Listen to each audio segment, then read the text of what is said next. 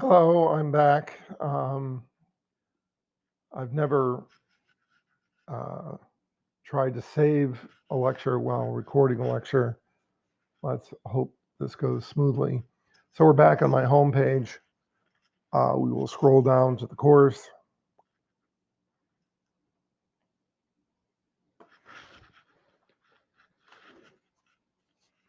And I forgot I want to start my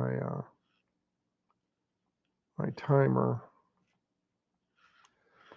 Okay, so this lecture should be sitting for you here. I also put useful links here that are relevant um, to the course, some of which I test on, some of which I don't. Um, I'm excited by this material. I try to share my excitement through many of these links. As long as this figure is sitting here and this is testable, you have to be able to describe what this is about. This is relevant to the Dunning-Kruger effect, which isn't linked here right now. I'll get the wiki link. So it's the Dunning-Kruger effect. This has been in the news a lot, particularly when people talked about the last administration. This came up tons. Um,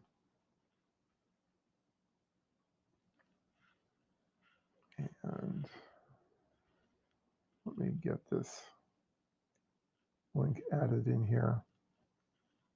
It's a very solid psychological phenomenon, and it's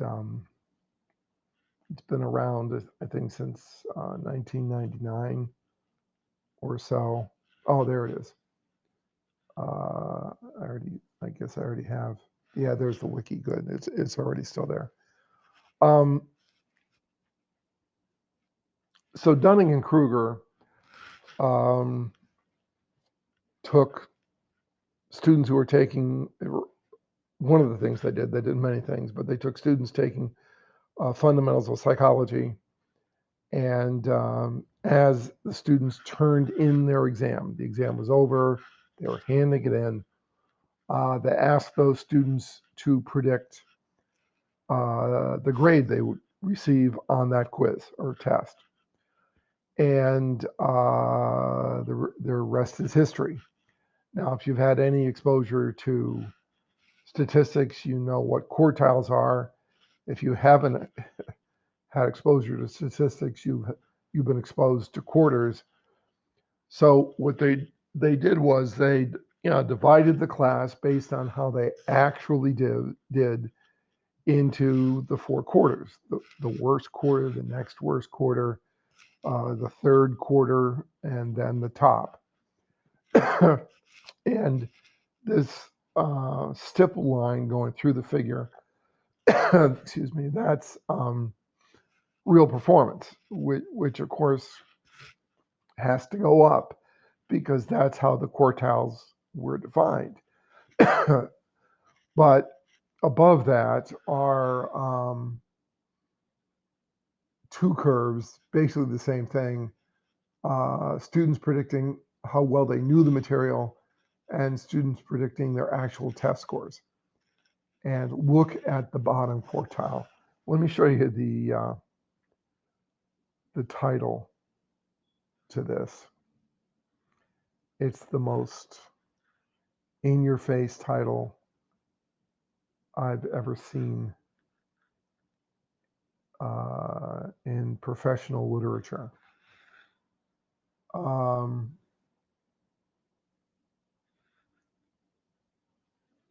so there's the title right there.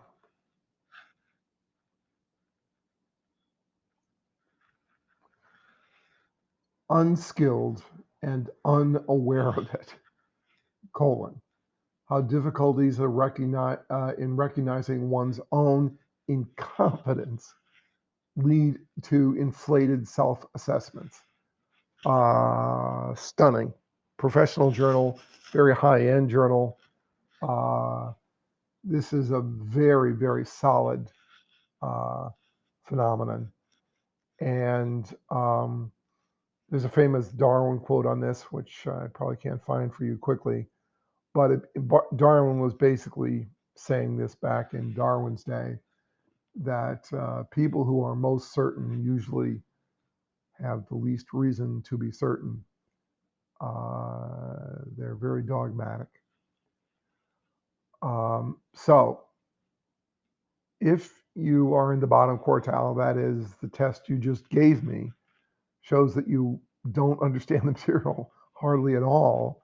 You predict that you're going to, get a moderately good grade. Interestingly enough, if you're in the next quartile, you predict the same performance. And then if you're in the next quartile, which would arguably be in the B range, there's a little dip there, but that's the one instance where the grades overlap with reality. Everybody's just about right. Now, what's really intriguing to me, and I deal with this with my better students all the time, they take an exam and they think they did terribly, and they are shocked that their grades are better than they expected. Uh, and that seems it's not a huge effect, not as big as the bottom quartile who don't know anything and are supremely confident that they understand the material. Um, they underestimate their ability. And how do you fix this? Um, Dunning and Kruger basically says the only way to fix it is to make you competent. And one of the reasons we do all the quizzes we do is to give you immediate feedback and let you know whether you're competent or not. And making your own lectures should help with this too. So you have to know that figure. You don't have to know the numbers, but you have to know the pattern, and you have to understand the research design. And I've given you those links. Just fun reading, nothing in particular. Now, evolution comes up and I know I'm not on what you can see. I'm on, all right, I'll go back to, let me, let me go back to what, what you can see.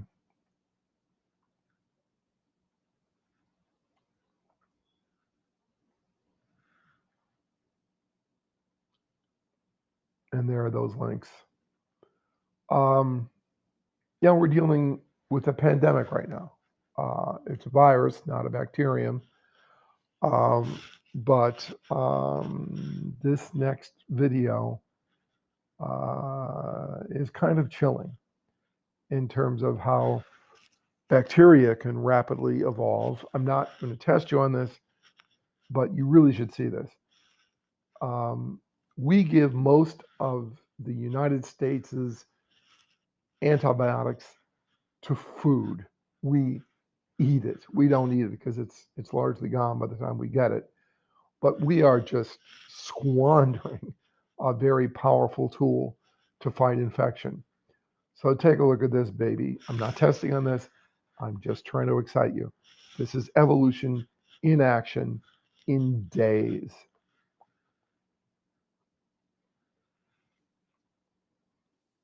Oh, geez. Sorry. Often there is no commercial.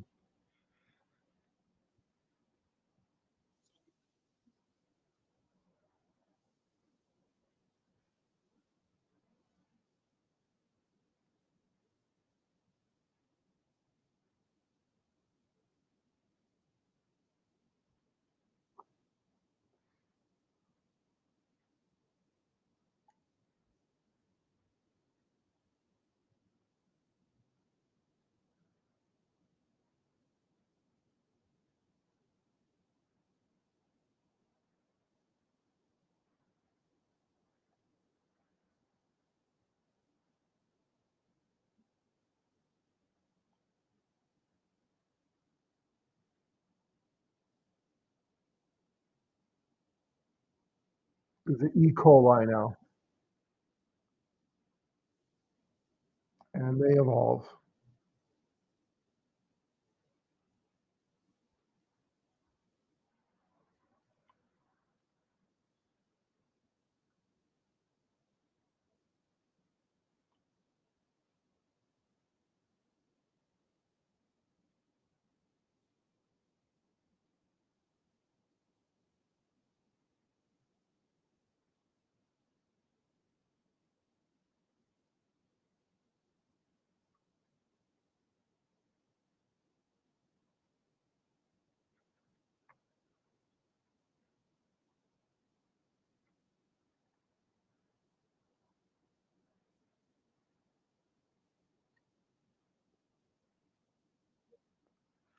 11 days.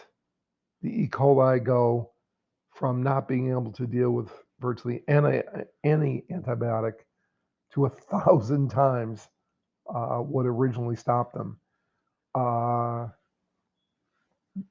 this is real. Now, hopefully, what we've learned from developing antiviral agents and the new technologies used by Moderna and Pfizer, I hope we can, also deal with bacteria.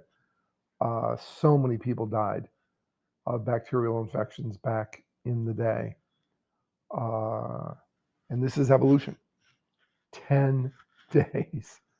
So don't take antibiotics if you don't need them. If you have any political clout, try to get antibiotics to not be invested so heavily in our food. Uh, and evolution is real. So again, I'm not testing on that. I just want you to see it. Um,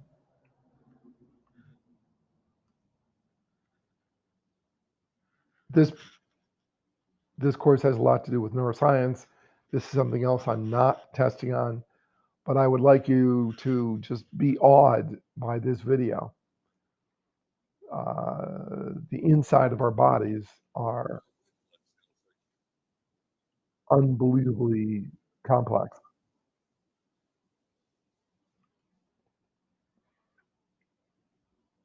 It's crazy. And the discussion and the graphics, not the color. This is reality. This is as close to reality as we can get. This is how stuff works. And when you see things clinging like that, I have to think about COVID because of the spike proteins and how they get into cells. So again, not testing you. I just think this is an awesome video that gives you some feeling for the complexity. Look at that, little things floating on lipid rafts. It's nuts how complicated it is. This is inside one lousy cell. So again, that's just for fun.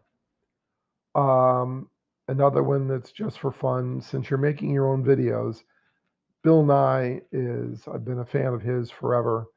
Uh, this is like an hour. So again, you're not responsible, but it's a delightful hour. And he talks about pedagogy and how to teach, and you'll be making little lectures. You might take a look at that. And when my daughter's computer used to boot up, this is what played. Oh, more ads.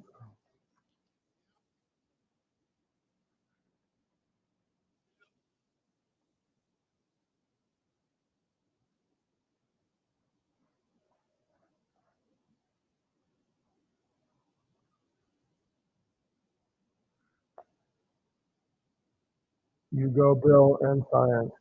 Now, by the way, Bill Nye looks a lot like a former student of mine, and we'll have a link to his page in a bit.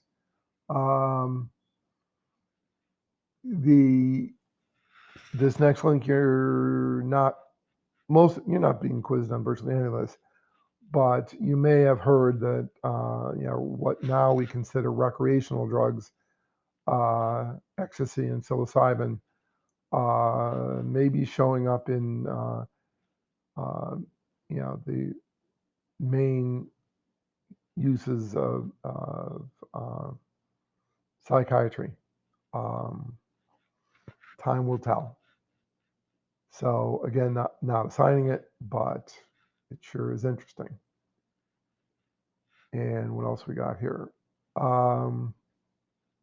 These are going to be. Oh, all right. We'll look at this one now. As opposed, now I'm gonna look at it later. Okay, so now the lecture. So I'm not going to read back to you this chapter. All I'm going to do is highlight parts of it. The beginning of this is largely sociology, and those numbers, no rational person would test you on those. But just look at them and try to be impressed. And who's using drugs and why, and alcohol, of course, is a big one. One thing to remember, by the way, about most of you, particularly if you're male, is your prefrontal lobes are not well developed yet. You have trouble with impulse control, and therefore you are more vulnerable to addiction and other forms of stupidity. So take it slow. And there's discussion of alcohol and prescription drugs and stuff. And we'll test on that, but I'm not going to lecture on it. And those look colorful. I don't see anything in there I recognize. Social messages, really not my shtick, but this is a good book, worth thinking about. Psychoactive drugs, that would of course include alcohol, and some other listed here: heroin, cocaine, LSD, PCP, ketamine, GHB, illicit and illicit drugs. And there's a little table, nothing new there. The biopsychosocial model of drugs. Make this go away. That's worth thinking about. Again, this is supposed to be a natural science course, so we're primarily focusing on the neuroscience of all this. I also teach a course in learning, and I just recorded my first lecture over there. Drug dependence and love, which is an addiction, trust me. Learning theory has a lot to do with that. If you want to deal with love or drug addiction, you really should learn something about learning theory. So talk. What is a drug? Drugs are a term I don't think shows up in here. Exogenous. They come from outside the body, as opposed to endogenous, things in the body. Exogenous is EXOG NOUS, and endogenous is in the body. Most exogenous drugs, which means drugs, interact with endogenous systems, which is why that video I showed you can be relevant. And as this book reasonably points out, some foods, particularly sugar, sweet, that is something we really should worry about. I cringe when I see parents buying sugary sodas for their children. We used to call type 2 diabetes late onset diabetes, and now children of like 6 are getting diabetes from over consuming sugar. Sugar is evil. Um, so there are discussions. Why do we eat pizza? Why do we eat sugar? Because those tastes trigger reward mechanisms in our brain, and drug addiction is from your brain. Uh, it's not the drug that makes it addicting. It's the drug's effect on the body that makes it addicting. Um, so there's these boxes, by the way, I do test on. So do read them, but I don't obsess over nitty gritty details. Um, Instrumental drug use, recreational drug use. Instrumental is socially approved, recreational is usually not. I love 2x2 tables, by the way. Um, I'm, this is a good summary of. There's nothing really new here, but there's instrumental use, for example, taking a prescription drug for anxiety versus illicit taking amphetamines, recreational, legal, assuming you're 21, illicit smoking marijuana in this state without uh, getting a ticket. I don't think you can smoke it even if you have a prescription for it. Um, that's beginning to change. Our drug laws were unfortunately often motivated by racism, and Richard Nixon didn't do us any favors in terms of marijuana. Um, and we'll get to that later. The recreational drug use, drug misuse. This is a nice summary, nothing too threatening, it won't hurt your head. This is an assessment tool which you won't be tested on, but you might look at it to see if you've got something developing. These are naturally occurring drugs, um, hallucinogens. Humans have been dealing with them forever. Cannabis, opiates, um, hallucinogens are part of some Native American religions. Cocaine was used in its natural state, uh, and as long as the Indians were taking it and doing work for the Christian conquistadors, we actually encouraged that. Willow. You probably haven't seen the Disney movie with the willow, which is a source of, now what I take a fair amount of aspirin, uh, not directly, but uh, related.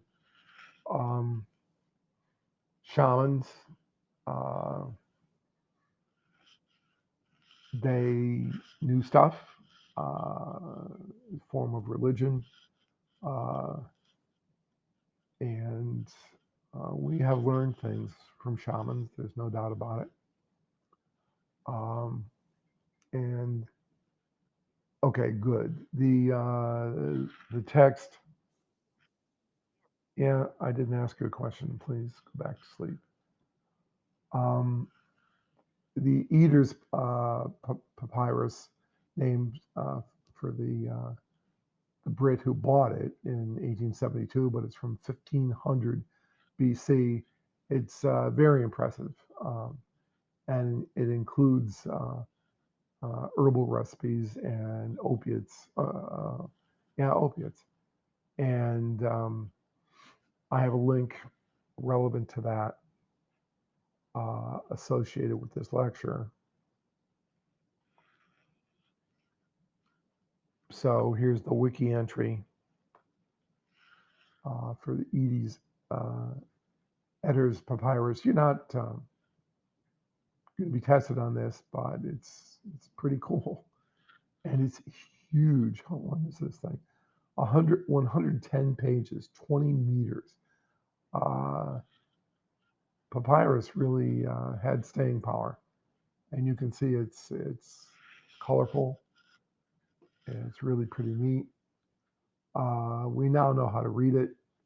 One of the founders of the Mormon Church found one of these and couldn't read it, but made up a story, which we now know is not true since we now know how to read the thing. So I just threw that in to excite you. And below that is something that excites me, the Edwin Smith papyrus, also the wiki entry. I think this is about 1600 before Christian era, and 15.3 feet in length. It looks pretty much like the other one, but we can read it. What's exciting to me about the Edwin Smith papyrus, by the way, neither of these are very mystical. They're not superstitious. They're pretty much evidence-based. But what excites me is first written reference to the brain right here. Now, the author of this page, Neuroscience for Kids, used to be my undergraduate assistant at UCLA. And oh my, does he look like Bill Nye the Science Guy. And he also lives in Seattle. And his website looks a little dated, but there it is, the first written reference to the brain. Now I found that graphic to be a little ragged. So I made a much better version of it, which I had a little trouble finding before this lecture. But that's it. Look in the Bible, you won't find a reference to the brain, but the Egyptians had one, and there it is. And Neuroscience for Kids. I probably can't find a picture of him, but just trust me, he looks like Bill Nye.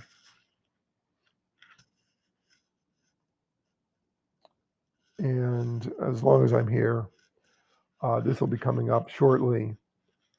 Cocaine used to be in Coca-Cola. It was in wine. It was everywhere.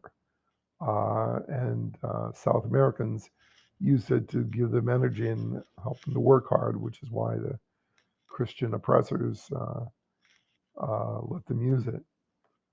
But here's Vin Moriarty, a tonic wine. It had cocaine in it, and it was beloved by this Pope. Name should be there somewhere. But Freud used cocaine too. That didn't work out too well for him. Pope Leo the 13th. It apparently is quite the motivator. This is not testable. This is, again, just to sort of excite you, I hope. And the final link here that will be coming up a little bit later, and again, I've already said something negative about Richard Nixon and marijuana laws.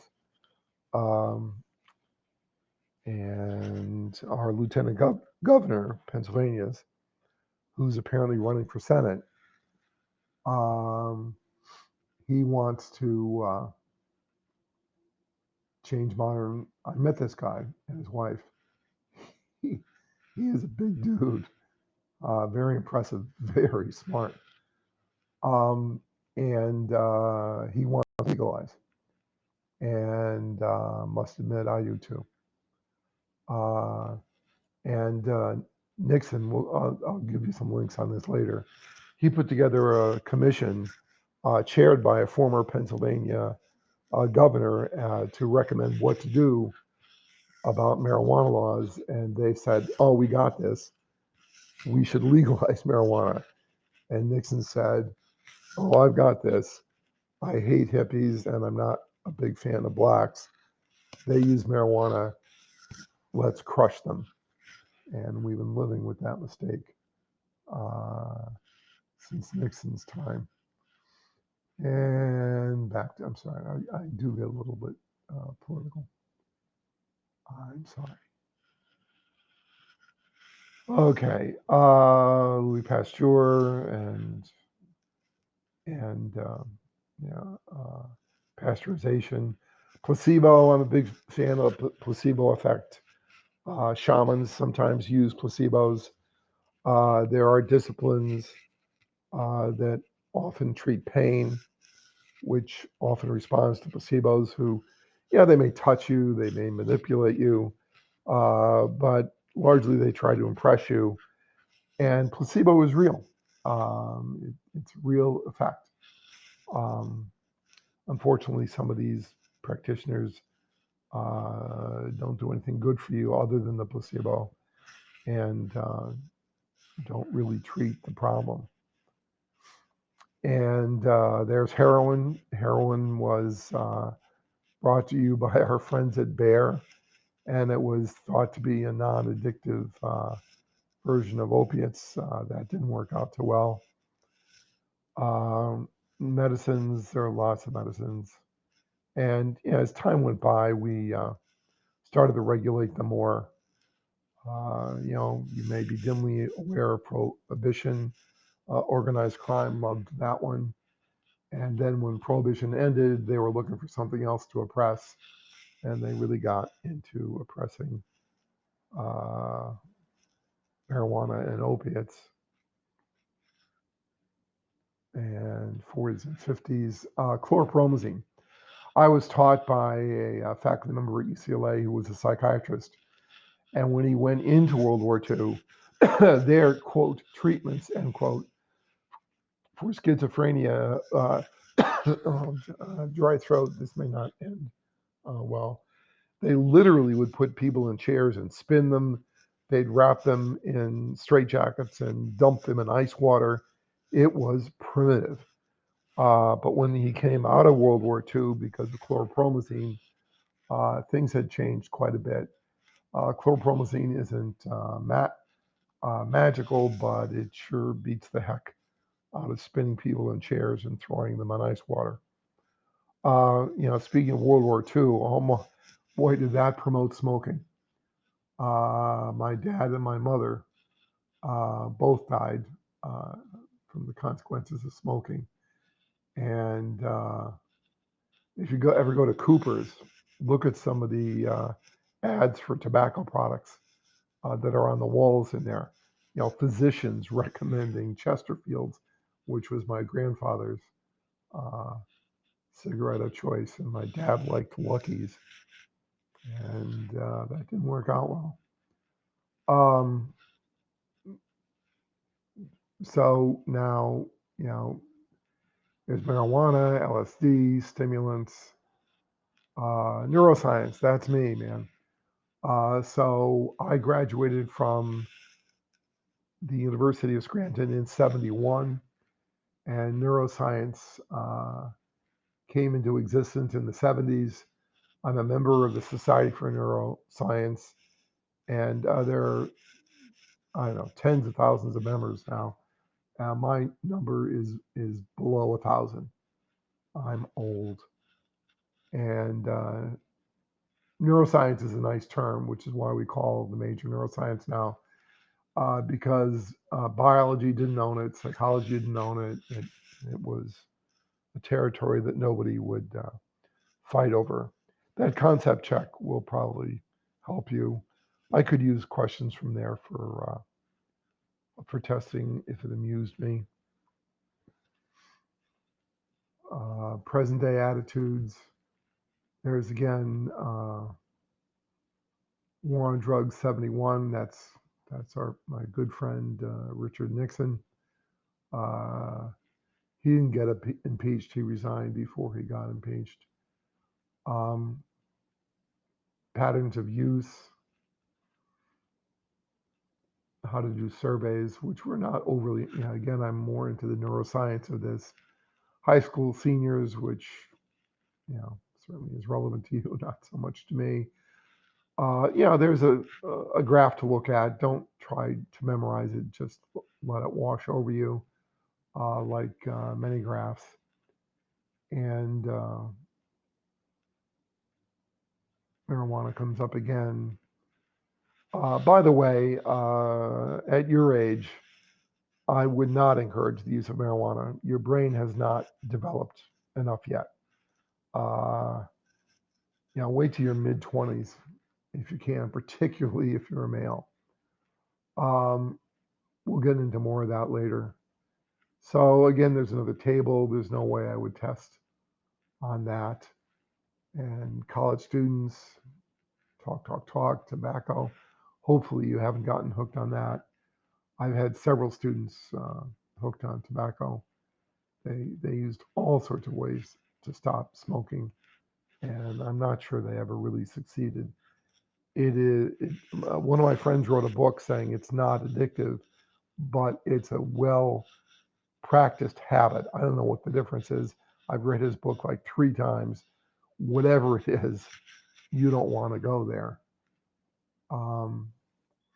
Fortunately for me, when I tried to start smoking, one of the side effects of high dose nicotine, if you're not used to it, is vomiting.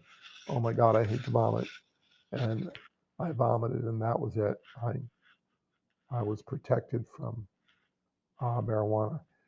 There's, again, something to look at. I won't test on the details. Adults 26 and older, certainly. Now, by the way, 26 is about when your prefrontal lobes come in. So that is an important age. Again, this is particularly important for males. Female frontal lobes grow in sooner. They are more mature. And there's drugs, and there's use of drugs, and just I'm not going to test on the numbers, but let it wash over you. Risk factors, that social model of addiction is very relevant. And there are risk factors and protective factors. Hopefully, you're more protected at risk. And by the way, that survey that I asked you to take, that deals with some of these issues. I have no idea what it does to drug use. Boy, does this picture disturb me. Wow. I keep looking at it, and I can't tell you how disturbing I find it to see these kids smoking. So there's risk factors and smoking and protective factors, or not smoking, but drug use and protective factors. Again, don't sweat memorizing that, but do let it wash over you. And more on protection. Protect. Club drugs, which were big for a while. Ecstasy, GHB, methamphetamine, Rohypnol, ketamine.